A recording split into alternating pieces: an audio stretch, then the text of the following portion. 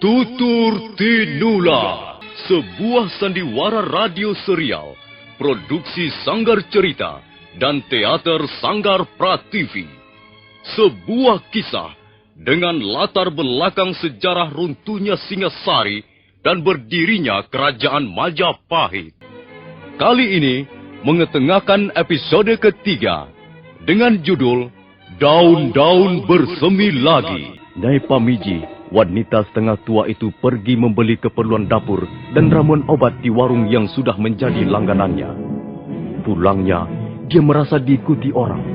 Dia menjadi cemas dan dia sangat kesal karena Aki Pamiji terlalu lama membuka pintu rumahnya. Aki, buka pintunya, cepat.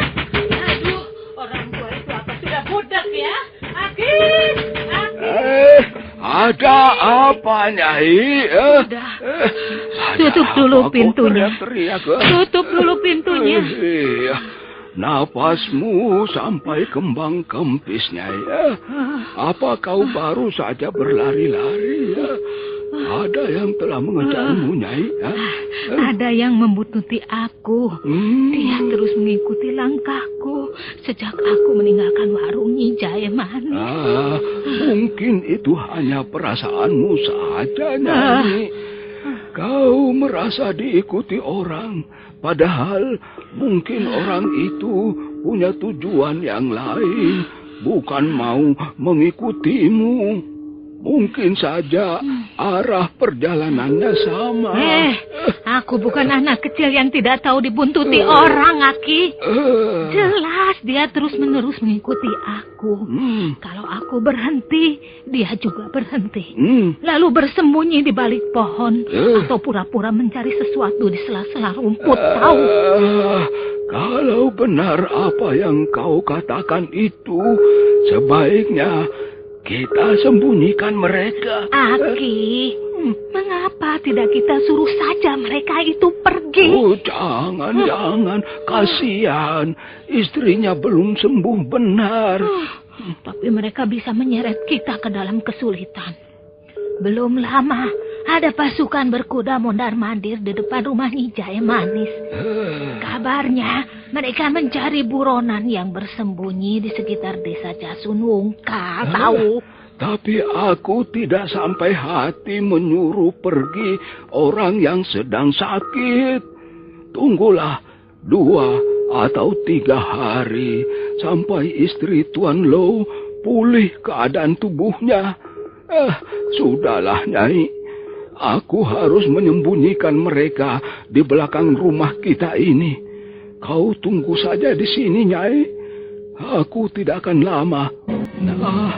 Tuan Lo dan istrinya bisa bersembunyi di sini untuk sementara. Tempat ini saya kira cukup aman. Celah batu yang sempit ini menuju kemana, Aki? Celah batu ini tidak menuju kemana-mana, Tuan Lo. Di ujung celah ini hanya ada sebuah jurang yang dalam dan dasarnya penuh batu-batuan. Tuan dan istri, Tuan tidak perlu kemana-mana. Di sini saja. Nanti makanan dan obat akan saya antarkan kemari. Kami hanya merepotkan Aki saja. Jangan berkata begitu, Nyonya Lo. Watak bangsa kami tak jauh berbeda dengan bangsa Tuan dan Nyonya Lo.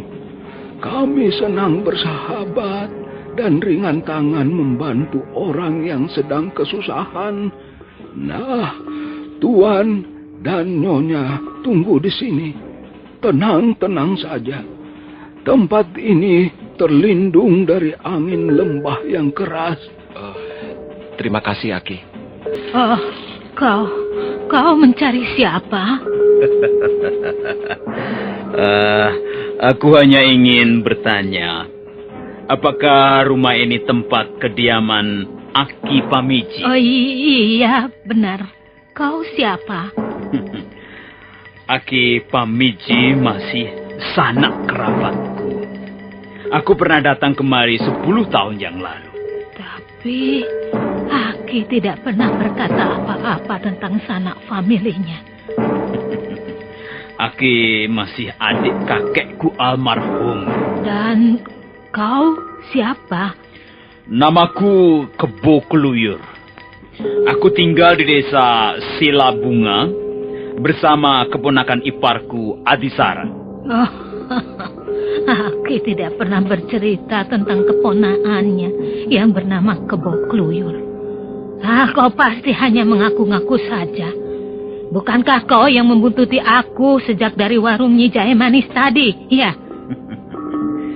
Iya. Aku memang sengaja membuntuti Nyai karena aku sudah lupa jalan menuju ke rumah Aki. Tapi bagaimana kau tahu bahwa aku istri Aki? Tapi bukankah memang benar kau Nyai Pamiji, istri Aki Pamiji? Iya. Tapi aku istrinya yang belum lama dikawininya. Oh, rupanya begitu. Ya, namanya kebetulan. Aku hanya menduga-duga saja, Nyai. Aku pun sudah lupa seperti apa wajah istri Aki yang dulu. Di mana Aki sekarang? Buat apa kau mencarinya? Aku ingin menanyakan sesuatu. Barangkali Aki bisa memberikan keterangan sedikit. Keterangan tentang apa? Aku sedang mencari jejak 2 orang pelarian. Apakah Nyai melihatnya? Tidak. Aku tidak melihatnya. Nah, itu Aki datang. Tanyakan saja padanya. Mungkin dia melihatnya. Kebo Keluyur. Kebo Keluyur. Kau kelihatannya banyak berubah sekarang. Iya, Aki. Aku mengunjungi Aki 10 tahun yang lalu. Iya, istriku yang lama sudah meninggal. Wanita setengah tua itu tadi nenekmu yang baru, Kebo Keluyur. Rupanya Aki masih bersemangat hidup berdampingan dengan lain jenis ya? Bukan begitu.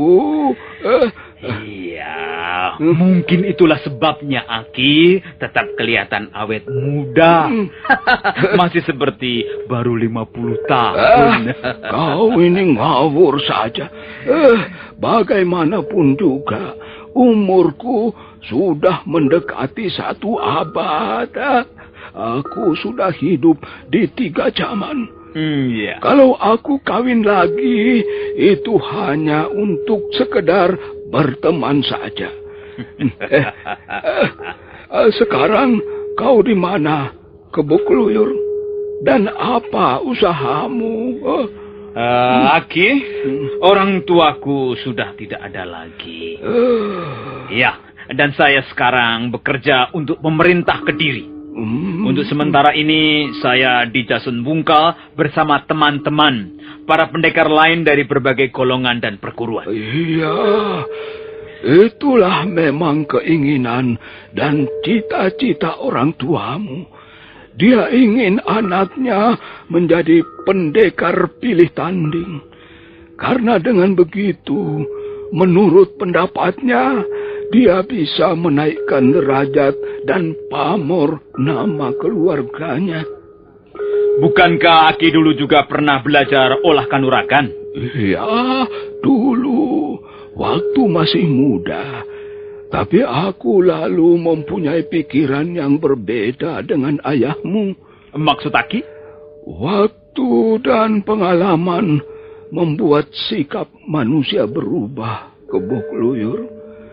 Aku melihat bahwa ilmu kanuragan pada akhirnya tidak bisa menjamin ketentraman dalam hidup manusia. Bahkan ilmu kanuragan lebih banyak mengundang masalah. Telah berapa kali kusaksikan kematian seorang pendekar yang sangat menyedihkan. Justru karena ketinggian ilmunya.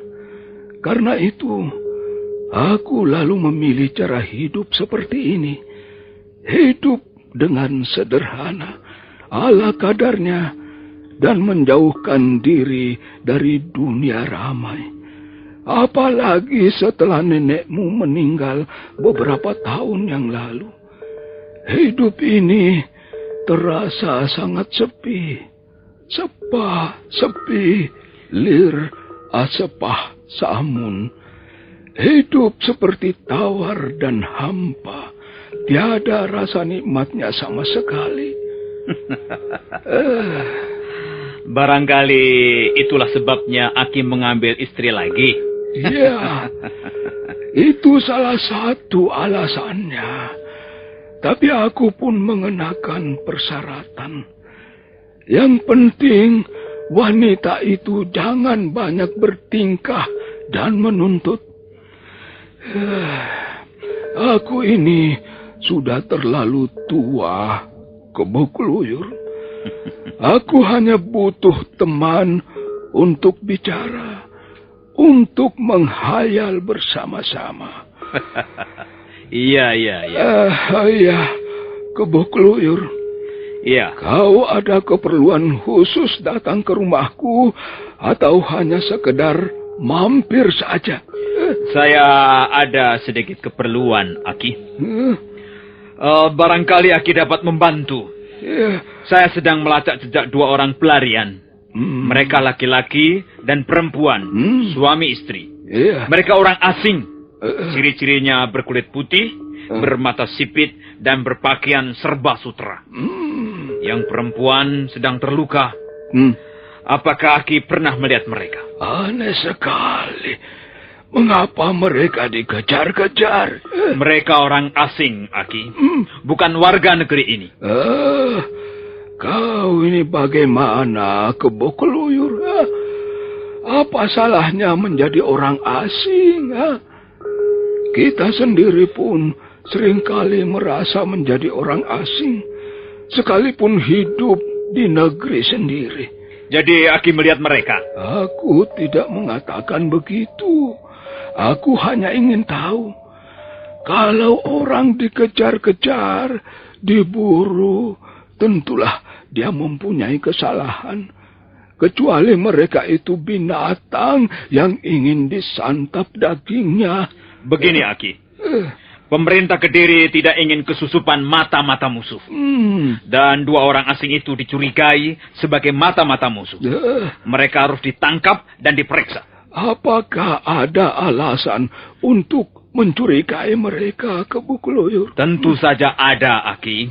Dan kecurigaan pemerintah semakin bertambah besar. Karena mereka tidak mau diperiksa dan malah memilih jadi buronan.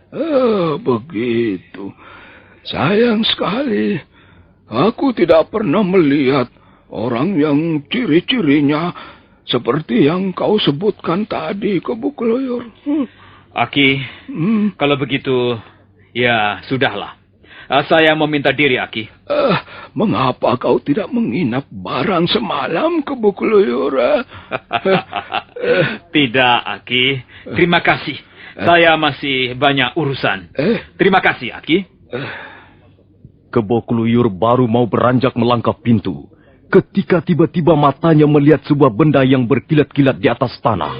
Apa yang kau pungut itu, Kebo Keluyur? Sebuah peniti perak dengan tulisan dan hiasan bangsa asing. Milik siapakah benda ini, Aki? Mana aku tahu. Aki jangan berdusta. Tak ada manfaatnya aku berdusta, Kebo Keluyur. Kalau benar, memang Aki melihat 2 orang pelarian itu, Aki bisa membuat jasa besar pada pemerintah Kediri. Apa maksudmu? Katakan kapan dan di mana Aki melihat mereka, dan mereka berlari ke arah mana.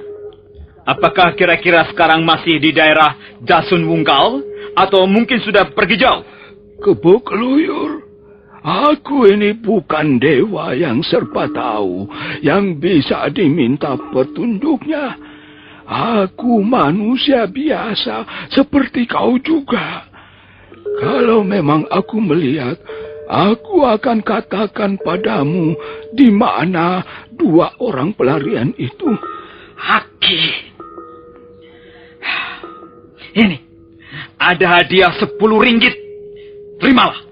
Kebu Keluyur, kau jangan main-main denganku. Saya tidak main-main, Aki. Saya bersungguh-sungguh. Bahkan kalau Aki bisa menunjukkan tempat persembunyian mereka, wah, Aki akan menjadi orang kaya mendadak. Juragan saya akan bersedia memberi hadiah yang jauh lebih besar. Mungkin 20 atau 30 ringgit. Kebu Keluyur, sudah aku katakan, aku tidak tahu. Apa kau tidak dengar? Kau tidak perlu menyuap aku. Dan aku tidak membutuhkan hadiah-hadiah semacam itu. Aki, sekalipun kau masih sanak familiku, masih kerabat dekat, tapi aku tak ambil peduli dengan nasibmu. Karena itu salahmu sendiri. Sudahlah, Kebu Keluyur. Tak perlu kau mengancam aku. Sekali lagi ku tegaskan, orang yang kau cari tak pernah kulihat dan kutemui. Kebu Keluyur dengan perasaan kecewa dan kesal melangkah pergi. Peniti perak itu disimpan dalam lipatan bajunya untuk ditunjukkan pada Empu Renteng sebagai bahan bukti dan keterangan. Pendekar bersenjata kala rantai itu sudah agak jauh meninggalkan pintu rumah Aki Pamiji. Mendadak telinganya menangkap suara gemerisik rumput kering. Dia segera berbalik dan...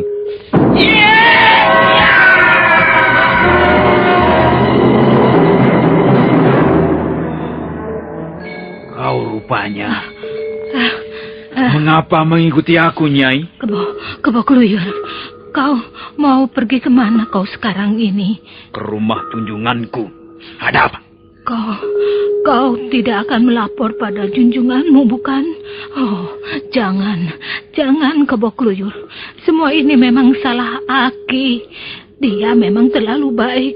Aku sudah memberikan nasihat dan peringatan. Tapi dia tetap teguh pada pendiriannya yang amat bodoh. Kau ini bicara soal apa, Nyai? Coba terangkan. Terangkan yang jelas. Aku bicara tentang 2 orang pelarian yang kau cari-cari itu. Oh, benar, Nyai? Nyai tahu di mana mereka? Tunggu dulu, Kebu Keluyur. Sebelum aku ceritakan padamu, aku ingin kau jelaskan lagi tentang hadiah itu. Jangan khawatir, Nyai. Jangan khawatir. Kalau memang Nyai dapat menunjukkan di mana 2 orang itu, Nyai akan mendapat hadiah uang yang cukup besar. Untuk sementara, Nyai akan aku beri 10 ringgit. Ini, terimalah. Di mana, Nyai? Di mana mereka bersembunyi? Katakan. Cepat. Sabar dulu, Kebu Keluyur. Kau akan segera tahu di mana persembunyian mereka. Tapi sabar dulu. Apakah keterangan yang kuberikan hanya berharga 10 ringgit ini, Kebu Keluyur? Jangan khawatir. Nanti akan ditambah. Kalau nanti mereka sudah ditangkap, Nyai bisa terima paling tidak 20 ringgit. Bukankah jumlah yang lumayan besar, Nyai? Nyai bisa membeli bermacam-macam barang berharga dengan uang sebanyak itu. Apakah kau tidak berbohong, Kebu Keluyur? Untuk apa aku bohong, Nyai? Pemerintah Kediri memang cukup adil. Orang-orang yang berjasa pasti akan diberi hadiah yang sepadan dengan jasanya. Iya, kalau begitu, kemarilah. Kau akan kuberitahu di mana Aki menyembunyikan 2 orang pelarian itu. Bagaimana, Adi Renteng? Belum juga ada kabar beritanya. Saya sempat memergoki mereka, Kakang Bajil. Tapi saya biarkan mereka kabur. Mengingat bahaya yang ditimbulkan senjata pendekar asing itu. Tapi Kakang Bajil tidak usah khawatir. Adisara berhasil melukai perempuannya. Dan mereka tentu tidak akan mampu melarikan diri jauh-jauh, Kakang. Di mana kau memergoki mereka? Di tengah jalan antara desa Pakahuli dan Jasun Wungkal. Mereka lalu melarikan diri ke tengah hutan-hutan jati di bagian utara desa Jasun Wungkal. Nah, itu Kebu Gluyur datang, Kakang. Mungkin dia membawa keterangan yang kita butuhkan, Kakang Bajil. Sini, maju sini Kebo Gluyur. Baik, tuanku Tong Bajil. Bagaimana hasil pekerjaanmu? Sudah kau temukan di mana tempat persembunyian 2 pendekar asing itu? Sudah, tuanku. Sudah saya temukan. Kebo Gluyur, kau harus bicara yang benar. Iya, Tuan. Tapi memang saya sudah menemukan tempat persembunyian mereka, Tuan Renteng. Di mana? Cepat katakan. Tuan Tong Bajil, di pinggiran desa ini ada sebuah rumah gubuk sederhana, milik seorang kakek yang bernama Aki Pamiji. Di rumah orang tua itulah mereka bersembunyi. Bagaimana kau bisa tahu?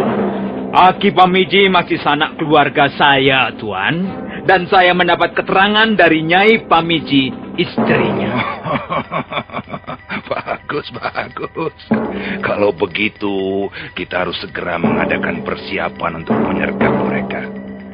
Adi Renteng, siapkan 20 orang bersenjata lengkap. Baik, sekarang juga kita berangkat. Baik, Kakang.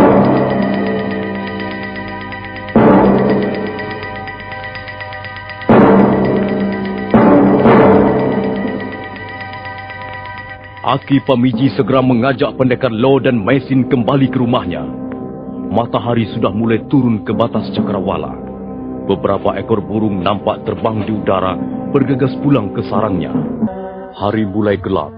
Remang-remang cahaya matahari menembus celah pohon di belakang rumah kediaman Aki Pamiji. Pendekar Lo menuntun istrinya melewati tanaman jagung dan palawija yang baru tumbuh. Aki Pamiji mengantarkan mereka ke ruang tidurnya di sebuah gandong atau bagian rumah yang terletak di belakang. Nah, Tuan dan Nyonya Lo bisa istirahat lagi di tempat ini. Itu obatnya harus diminum sampai habis. Terima kasih, Aki. Obat ini rasanya pahit sekali. Ya, obat yang pahit rasanya biasanya mujarab. Bukan begitu, Tuan Lo? Benar, Aki. Obat yang berkhasiat biasanya memang amat pahit rasanya. Karena itu, janganlah takut pada yang pahit-pahit. Justru yang rasanya manis, kadangkala kita harus waspada. Karena seringkali mengandung hal-hal yang menyedihkan di dalamnya. Nah, kalian istirahat dulu di sini. Aki mau bicara dulu dengan Nyai di ruangan depan. Lo, aku mendapat kesan Nyai Pamiji kurang menyukai kehadiran kita di rumahnya. Agaknya memang begitu. Tapi, ya, mau bagaimana lagi? Kita harus menunggu keadaanmu pulih. Baru bisa melanjutkan perjalanan dengan tenang. Tapi Lo, rasanya keadaanku sekarang sudah bertambah baik. Rasa nyeri sudah tak ada lagi. Tidak, Mei. Wajahmu masih agak pucat. Ini kan karena hanya kurang istirahat. Kukira besok pagi aku sudah benar-benar segar. Kalau begitu, besok pagi kita pamit, Aki. Kita tinggalkan tempat ini. Menurut Aki, banyak orang-orang berkeliaran di daerah ini. Dan mereka mencari kita. Kabarnya disediakan upah yang tinggi bagi siapa yang bisa menangkap kita dalam keadaan hidup. Karena itu, kita harus lebih hati-hati, Lo. Rasanya bahaya mengancam di mana-mana. Rasanya nyawa kita seperti telur di ujung tanduk. Kalau kita meneruskan perjalanan, sebaiknya jangan sampai bertemu dengan seseorang. Aku yakin ciri-ciri kita sudah disebar kemana-mana. Hingga setiap warga desa pasti akan dapat mengenali kita sebagai manusia buron pemerintah. Ya, besok kita berangkat ke Kurawan. Kita ambil jalan menyusuri tepi hutan supaya tidak mudah bertemu dengan orang. Ada apa, Mesin? Aku lelah, loh. Setiap ingat bahwa kita berjalan tanpa tujuan yang pasti, aku merasa lelah. Sungai-sungai ada muaranya, tapi perjalanan kita di negeri orang ini, di mana harus bermuara, loh? Ya, barangkali muaranya ada di dalam hati kita sendiri, istriku. Loh, kadangkala aku merasa takut sekali. Aku takut menghadapi sesuatu yang tak pasti. Aku takut melawan bayang-bayangan yang tak jelas sosoknya. Dan setiap perasaan takut itu datang mencekam. Aku lalu menjadi dingin. Peluklah aku, Lau.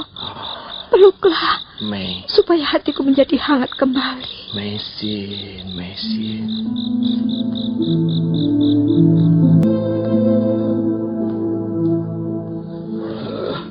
Apa yang kau lakukan di situ, Nyai? Tidak apa-apa.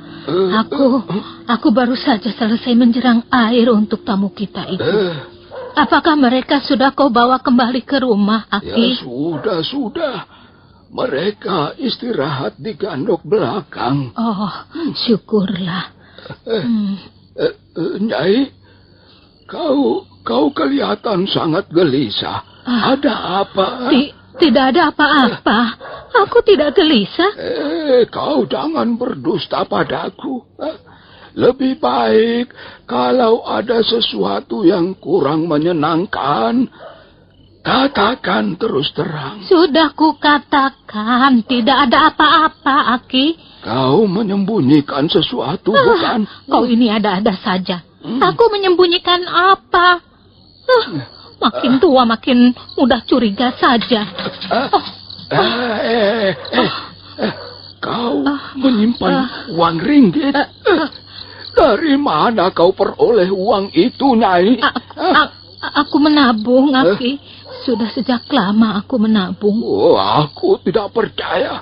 Pasti kau telah memperoleh uang itu dengan cara yang tidak pantas. Aki, aku bukan keturunan maling atau rampok. Uang ini uangku sendiri, tahu? Iya, tapi dari mana kau peroleh uang ringgit itu? Dari manapun ku peroleh uang ini, bukan urusanmu. Tidak bisa begitu, Nyai. Bisa saja begitu. Mengapa tidak? Tua-tua begini, aku masih bisa bernama laki-laki. Aku yang bertanggung jawab dalam rumah ini. Kau tidak boleh berbuat sesuka hatimu tanpa sepengetahuanku. Dengar, Aki. Selama ini mana pernah kau membuatku senang? Mana pernah kau memberiku uang sebanyak ini untuk membeli barang-barang yang kuperlukan? Kerjamu hanya menanam jagung dan ubi kayu. Mana bisa ditukar dengan ringgit sebanyak ini? Kau mata duitan. Dan kau sudah loyo. Kau tak mampu menghasilkan sesuatu. Kecuali hanya untuk makan. Aku sudah tua, Nyai. Kau pun sudah nenek-nenek. Sebentar lagi kita akan dikubur. Aku tidak bernafsu mengumpulkan uang seperti anak-anak muda itu.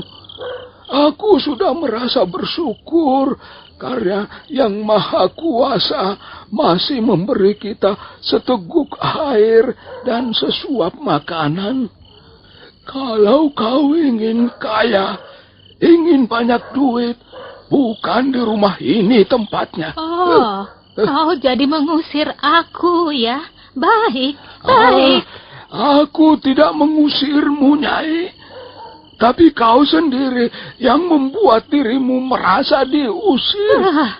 Aku juga tidak betah menemani kau di rumah gubuk ini. Apa enaknya tinggal di sini? Kau pun selalu mencari menang sendiri. Kau terima orang numpang sembarangan saja tanpa lebih dulu berunding dengan aku. Apa itu adil? Nyai, kalau kau masih gatal menggenggam uang ringgit seperti itu, lebih baik jangan bicara soal keadilan. Tidak cocok. tidak akan ketemu. Keadilan itu justru membutuhkan pengorbanan, membutuhkan olah rasa dan pengertian yang besar. Nah, sekarang kau bicara seperti layaknya seorang penghulu agama. Maaf, Aki. Maaf, Nyai. Oh, Tuan Lo, jangan dengarkan kata-kata istri saya ini, Tuan. Dia memang begitu. Barangkali Nyai ada benarnya juga, Aki. Kehadiran kami di sini memang tidak pada tempatnya. Tidak, Tuan Lo. Tuan Lo jangan beranggapan begitu. Saya benar-benar tulus ingin menolong Tuan dan Nyonya Lo. Jangan dengarkan wanita tua ini. Dia memang begitu. Suka bawel, suka rewel.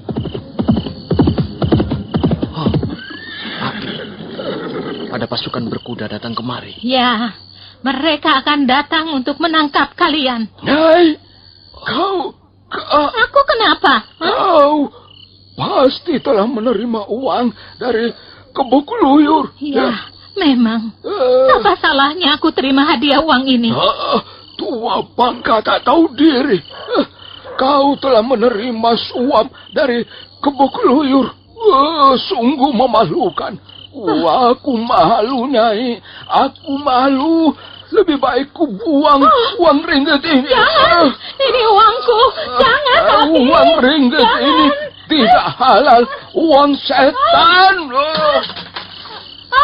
Aki, kau buang uangku.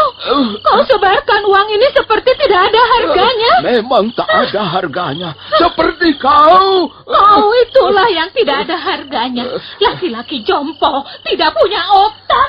Dan kau wanita tua tak punya hati. Menyesal aku mengajakmu tinggal bersamaku di rumah ini. Hanya mengotori sisa-sisa umurku saja. Ada banyak orang di sekitar rumah ini. Iya, tenanglah, Mesin.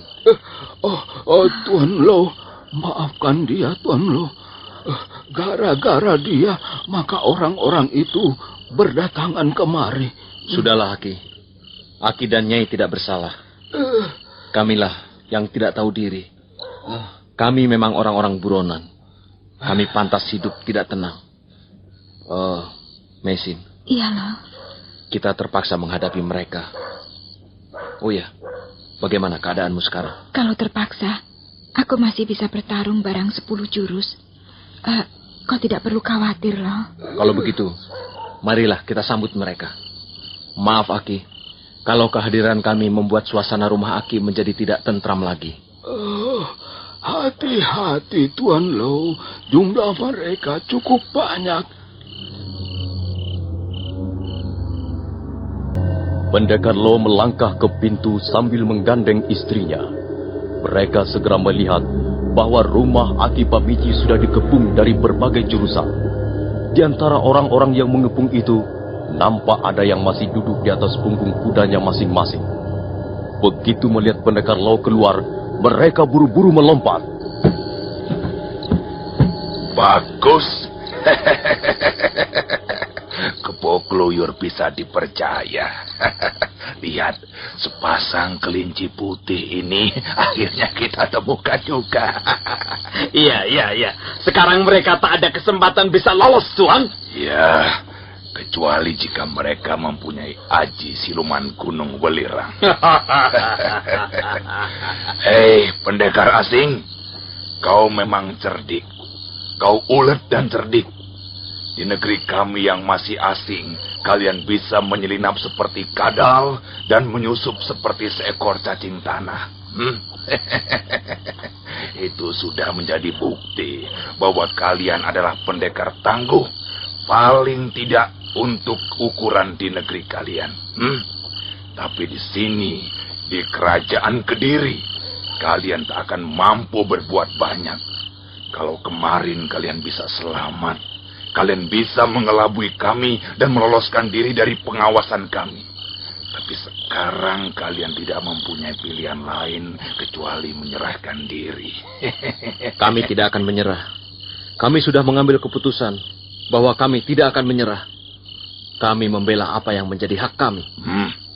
Sebenarnya menyerah ataupun tidak, nasib kalian akan sama saja. Ayo sergap mereka. Kepung dan tutup rapat halaman rumah ini. Jangan sampai ada ruang yang bisa mereka gunakan untuk meloloskan diri. Tunggu, Kakang Bajil. Coba kalian pikir lebih panjang sedikit. Tidak ada gunanya kalian memberikan perlawanan. Kalian justru bisa mati konyol. Jika kalian sedikit bijaksana, mungkin Kakang Bajil akan bersikap lebih lunak. Mesin, kau sudah siap? Sudah, Lau. Kami tidak membutuhkan sikap lunak. Kami sudah banyak menderita selama di negeri ini. Kami dikejar-kejar, diburu tanpa tahu apa kesalahan kami. Kami diperlakukan seperti pencuri yang pantas diburu dan ditangkap. Hayo, kami memang tidak mempunyai pilihan yang lain. Majulah, tangkaplah kami, bunuhlah kami.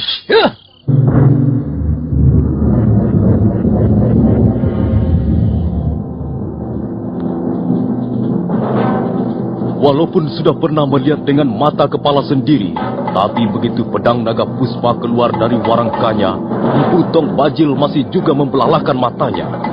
Demikian pula yang lain. Semua tertegun sesaat dan sebagian ada yang melompat mundur. Pendekar Lo sudah bertekad akan melawan habis-habisan. Mesin berdiri merapat ke pinggang suaminya. Ayo, kalian jangan diam seperti patung perunggu. Sergap mereka. Jangan ragu-ragu. Jangan takut kalau sampai kalian terpaksa membunuh dua orang asing ini.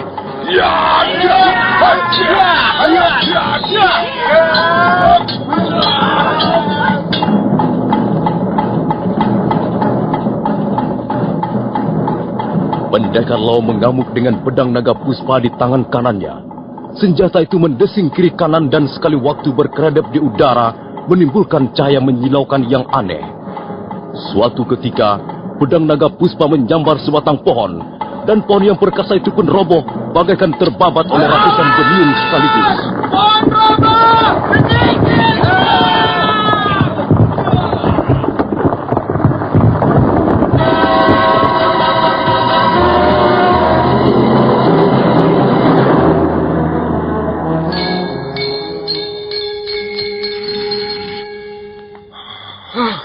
Pohon itu roboh menimpa rumah Aki Pamiji, Tuan. Iya, senjata paling dahsyat yang pernah kulihat selama ini. Kakang Bajil, korban sudah banyak yang jatuh, Kakang. Kita harus merampungkan masalah pendekar asing ini sekarang juga, Kakang. Setan belang! Biar aku yang membunuh orang-orang seberang lautan ini. Kalian bersiap menyerang perempuannya. Ya! Sambil menengus keras, Empu Tong Bajil melompat mundur sejauh 3 batang tombak. Kemudian pendekar lereng Tengger itu menyiapkan aji segara geninya yang terkenal dahsyat. Orang kebal itu mengeluarkan ilmu andalannya. Iya. Dan kau juga harus hati-hati. Nampaknya pendekar yang lain mengincarmu.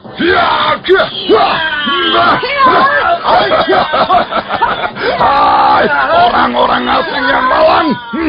Kalian telah membuatku tak bisa lagi mengendalikan diri. Sekarang kalian akan melihat sendiri seperti apa aji segara geni. Ayo, yang lain ikut menyerang. Terus kepung mereka dan jangan beri kesempatan untuk istirahat, walaupun hanya untuk satu tarikan napas.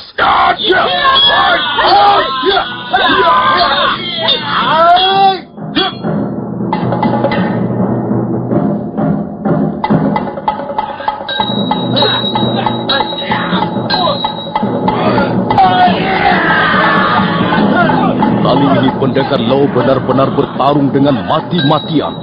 Dia harus menghadapi Empu Renteng, Dewi Sambi, dan Empu Tong Bajil yang terus-menerus menggempurnya dengan aji segara geni. Tubuhnya berkeringat karena arus pusaran angin yang ditimbulkan aji segara geni. Tapi Empu Tong Bajil sendiri juga harus berhati-hati karena lawannya menggunakan pedang yang ampuh sekali. Suatu ketika, Empu Tong Bajil melihat kesempatan yang amat bagus. Maka buru-buru dia menarik napas untuk kemudian melepaskan pukulan ke arah lambung kiri pendekar Lo yang waktu itu belum benar letak kuda-kudanya setelah melompat menghindari ayunan pedang kuning Empu Renteng.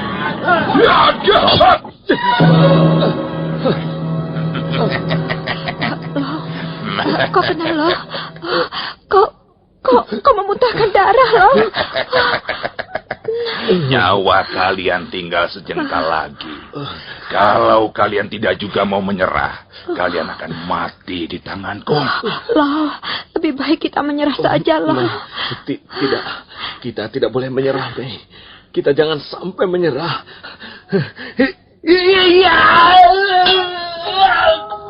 Kurang ajar, demit elek. Masih juga kau berkepala batu. Sekarang kau pasti mampus.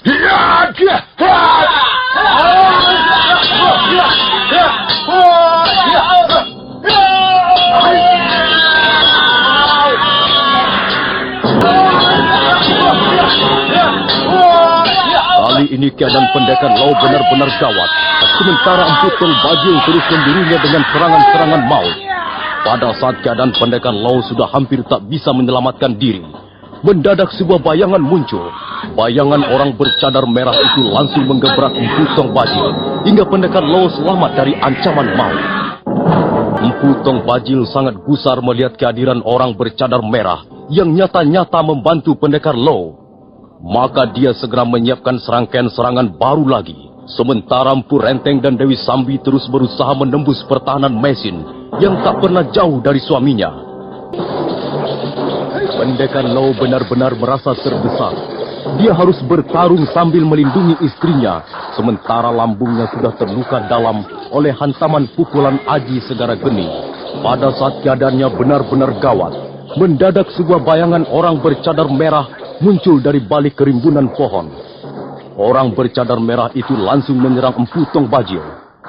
Mendapat bokongan yang tak terduga itu, Empu Tong Bajil menjadi terkejut dan gugup. Tapi kemudian dia segera menyiapkan serangannya kembali.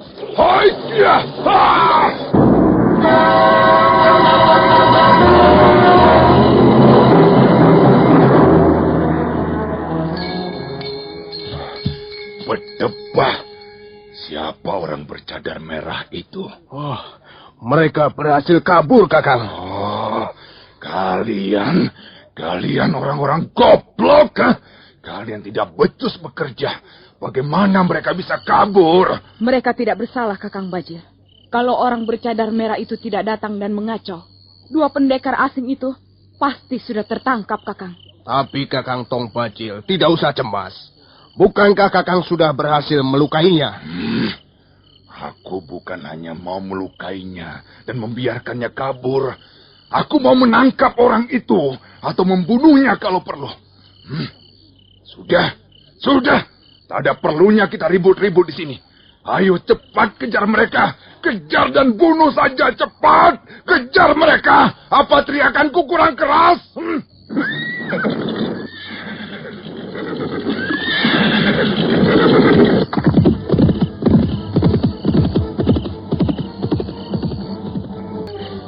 Bagaimana keadaanmu, Loh?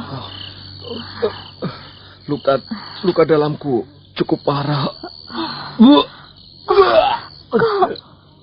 Kau memuntahkan darah segar lagi, Loh. Kepalaku pusing sekali. Cepat, bawalah suamimu menyingkir dari tempat ini. Kalau sampai mereka mengejar kemari, aku tidak akan bisa membantu lagi. Ayo, cepat, ikuti aku. Aku tahu tempat persembunyian yang aman. Ayolah, tahanlah sebentar. Kita ikuti saja orang ini.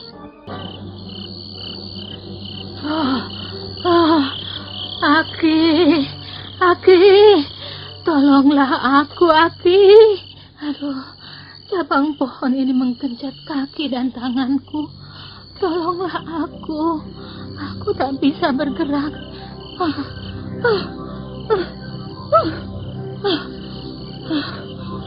Aki, mengapa kau diam saja? Tolonglah aku.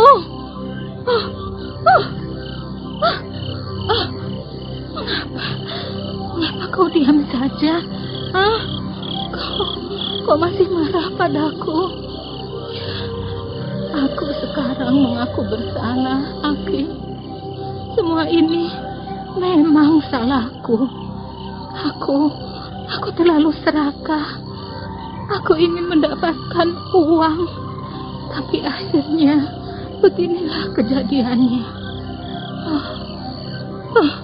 Mana si Kebo Kluyur? Mengapa dia tidak mau menolong kami? Kebo Kluyur! Kebo Kluyur!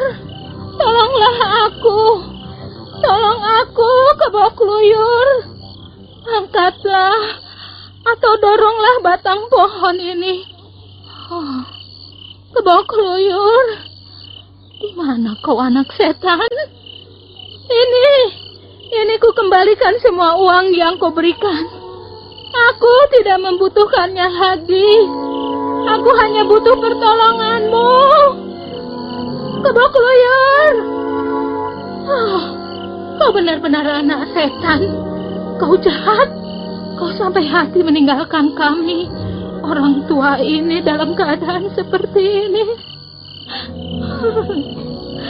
Kau keterlaluan, Kebo Kluyur. Semoga para dewa menghukum perbuatanmu. Aki, maafkan aku, Aki. Aduh. Aki, kau sudah sadar? Rupanya kau pun pingsan seperti aku. Nyai, kaukah itu, Nyai? Iya, inilah aku, istrimu. Tolonglah aku, Aki. Cepat angkat batang pohon sial ini. Kakiku tergencet. Sabar, Nyai. Tenang saja, tenang. Kau selalu berkata begitu. Sabar, tenang. Bagaimana aku bisa sabar? Lihat saja keadaanku seperti tikus masuk perangkap begini. Ayo cepat tolong aku. Nyai, sekarang kau harus mau menerima nasibmu. Apa? Jadi kau tidak mau menolong aku? Kau masih marah padaku, Aki? Bagaimana aku bisa menolongmu, Nyai? Aku sendiri tak mampu bergerak lagi. Lihat saja, kaki dan tanganku terjepit dahan pohon seperti kau. Kau memang laki-laki tidak berguna. Kau benar-benar tua bangka dan jompo tidak berguna. Terserah apa yang akan kau katakan mengenai diriku, Nyai. Aku sudah tidak peduli lagi. Tapi kita bisa mati kalau terus-menerus begini, Aki. Aku sudah tidak peduli lagi. Kau sangat menyebalkan. Kau tidak ambil peduli dengan aku, istrimu. Mengapa kau tidak minta tolong pada uang ringgitmu itu, Nyai? Bukankah kau sangat membanggakannya? Sudah, jangan menyindir. Ini semua tidak akan terjadi kalau kau tidak membawa 2 orang asing itu ke rumah kita. Mereka memang telah membawa sial, tahu? Sudahlah, Nyai. Jangan menyalahkan orang lain. Lebih baik kita bersiap-siap untuk menjemput ajal kita yang semakin dekat. Tidak, aku tidak mau mati. Aku belum mau mati. Jatuh, Aki. Lihat, Aki. Api lampu itu membakar dinding kayu. Tolong, Aki. Tolong. Rumah ini akan terbakar. Cepat padamkan api itu. Rumah kita terbakar. Aki. Mengapa kau diam saja? Mengapa kau malah memejamkan mata? Oh, kau laki-laki tua bangka tidak mampu berbuat apa-apa. Oh, percuma kau menjadi suamiku. Api itu semakin membesar. Panas sekali. Api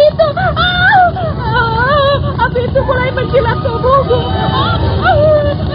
Tolong. Setan alas. Jejak lagi. Iya, kita tidak bisa jalan terus, Tuan. Di depan kita ada jurang. teganya nasib dua orang itu masih muncul.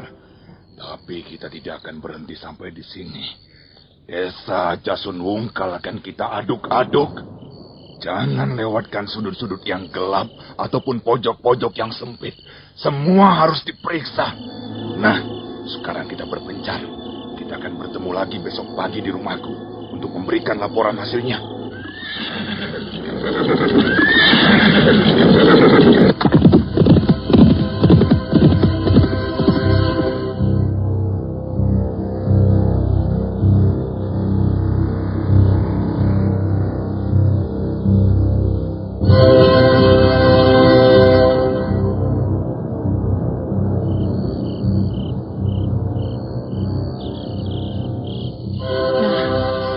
Kalian bisa bersembunyi di tempat ini. Untuk sementara jangan kemana-mana dulu. Mereka pasti masih terus mengadakan pencarian. Terima kasih atas bantuan Tuan.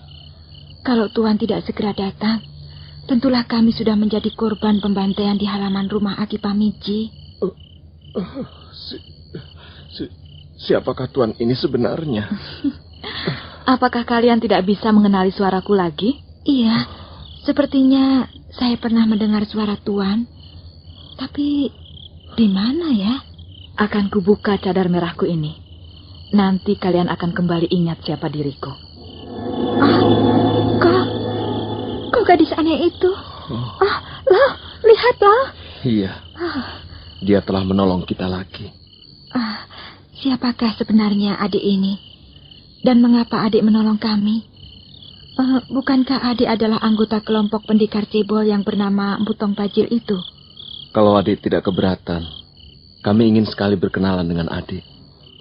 Selama ini, kami selalu dipenuhi tanda tanya mengenai dirimu.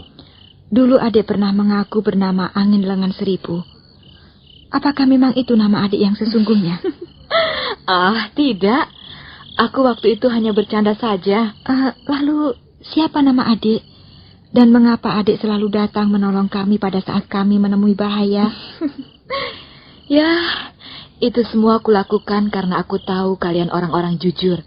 Kalian tidak pantas dimusuhi. Adik nampaknya juga gadis yang baik.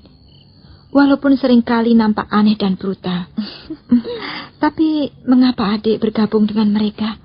Pendekar-pendekar berwatak jahat dan kejam itu. Tak ada asap tanpa api. Semua ini memang ada sebabnya. Namaku Sakawuni. Aku dilahirkan dan dibesarkan di desa Tanibala. Aku sengaja datang jauh-jauh ke Candi Sorabana dengan tujuan yang sudah pasti. Aku benci kejahatan, kesewenang-wenangan, keserakahan, dan aku paling membenci orang-orang yang menyalahgunakan jabatan untuk kesenangan pribadi dengan mengorbankan nasib orang lain. Adik Sangkawuni, adik tentu mempunyai alasan yang kuat sehingga mempunyai sikap seperti itu. Ya, aku mempunyai latar belakang keluarga yang suram. Barangkali sama suramnya dengan cahaya wajah bulan di dalam gerimis malam. Aku iri setiap kali melihat seorang bocah yang hidup dalam suasana tenang dan damai, dalam pelukan dan belayan kasih orang tua. Aku hampir tak pernah merasakan saat-saat seperti itu. Masa kecilku selalu menjerit kesepian. Sakit sekali rasanya. Dan aku seperti hidup dalam kegelapan dunia yang asing. Dan semua itu hanyalah gara-gara seorang laki-laki. Seorang laki-laki yang kubenci sampai ke tulang sumsumku. Seorang laki-laki yang berdarah dingin dan berkepala serigala. Siapakah laki-laki yang tak berhati itu? Aku tak dapat mengatakannya padamu. Adik menaruh seberkas rasa dendam padanya? Kalau ada kesempatan, aku akan membunuhnya dengan tanganku sendiri. Adik Sakawuni ternyata menyimpan persoalan yang cukup berat. Barangkali itulah sebabnya adik nampak brutal dan berlaku aneh. Iya, aku tak peduli lagi akan keadaan diriku. Bahkan seringkali aku tak tahu lagi apakah aku ini seorang perempuan atau laki-laki. Aku tak ambil pusing dengan semuanya. Aku hanya ingin membalaskan rasa dendamku yang sudah sejak lama menyiksa hidupku. Tapi tak mungkin aku bergerak sendiri. Aku harus bergabung dan berteman dengan pendekar lain yang kuanggap bisa membantu usahaku. Loh, kau mengeluarkan darah lagi, loh. Kasihan suamimu itu. Loh, lukanya cukup parah. Dia terkena pukulan maut Aji Segara Geni. Kau harus menjaga dengan baik. Jangan kau tinggalkan dia sendirian di tempat ini. Tapi tak mungkin kami seterusnya tinggal di tempat ini. Apakah Desa Kurawan masih jauh dari sini? Kau harus merawat luka-luka suamimu lebih dulu. Kalau nanti sudah agak sembuh, barulah kalian meneruskan perjalanan ke Kurawan. Desa itu masih 1 hari perjalanan dari tempat ini. Maaf, aku harus segera pergi. Aku tak bisa lama-lama meninggalkan rombonganku. Aku khawatir Empu Tong Bajil nanti mencurigai aku. Terima kasih adik Sakawuni. Aku tidur lelap sekali. Loh? Kau tidur nyenyak sekali. Dan kau bagaimana? Apakah lukamu masih terasa panas dan nyeri? Aku tidak bisa tidur. Lambungku rasanya seperti terbakar. Apakah kau bisa duduk dengan baik, Long?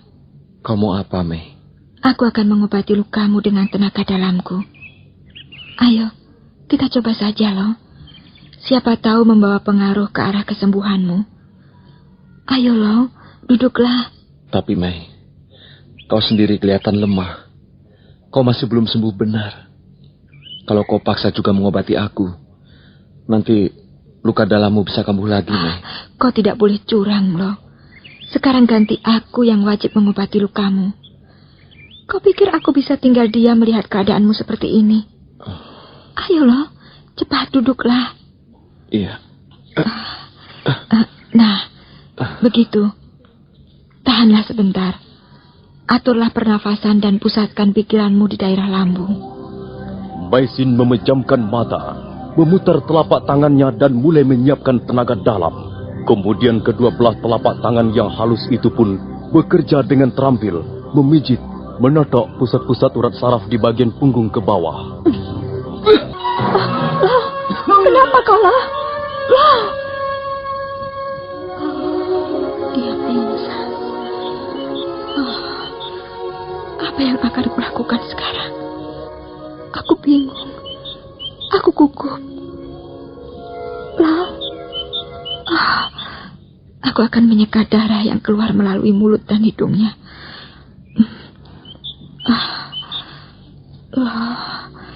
Kasihan kau, suamiku. Mengapa nasib kita begini buruk, sayang? Mengapa? Maisin menangis terseduh di samping suaminya yang terbaring di atas lempengan batu. Memang, gua kecil yang ditunjukkan Sakawuni cukup aman sebagai tempat persembunyian. Tapi hati Maisin terus berdebar melihat suaminya yang masih belum juga sadar hingga menjelang tengah hari. Sambil menyeka air mata yang tak henti-hentinya mengalir, wanita Mongolia itu duduk menunggu suaminya. Sekali waktu dia mengusap darah yang merembes dari sela-sela bibir ataupun hidung. Tiba-tiba Maisin berdiri.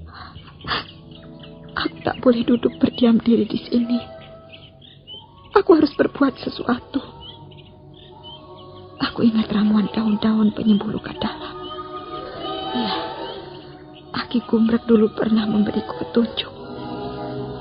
Barangkali di sekitar tempat ini ada daun-daunan semacam itu. Aku akan mencarinya. Lo, aku pergi dulu ya. Aku akan kembali lagi membawa ramuan daun-daunan untuk obat lukamu.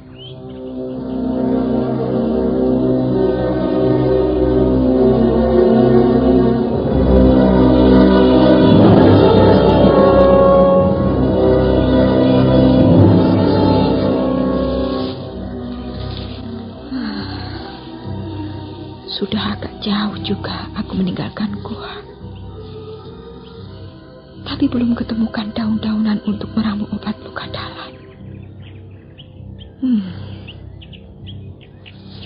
Di sini ada banyak tumbuhan.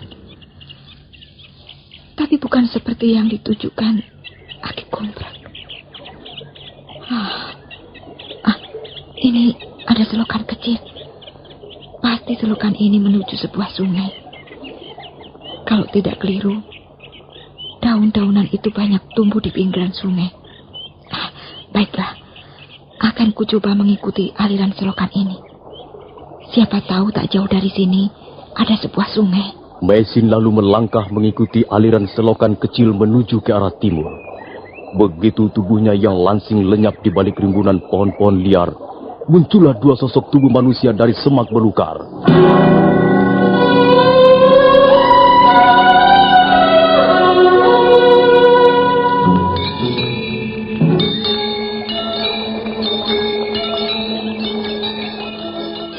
Ayo Paman, kita sergap wanita itu. Tunggu Adisara. Ini kesempatan baik Paman Gebuk Luyur. Tunggu kataku. Kita jangan bodoh. Biarkan saja perempuan itu. Mengapa kita biarkan? Aku tahu kemana perempuan itu. Dia pasti sedang berusaha mencari obat untuk menyembuhkan luka dalam suaminya. Nah, sekarang kita cari saja suaminya itu. Pasti dia bersembunyi tak jauh dari tempat ini. Kita bereskan dulu suaminya. Nanti kalau istrinya datang, nah, kita tinggal membereskan istrinya. Bukankah acara ini lebih sederhana dan tidak memakan banyak tenaga? Nah, para pendengar sekalian, bagaimana cerita selanjutnya? Apakah Mesin dapat menemukan ramuan daun untuk obat luka dalam? Dan apakah Gebuk Luyur dan Adisara dapat menemukan pendekar Low? Silakan menunggu jawabannya dalam seri berikut. Sampai jumpa.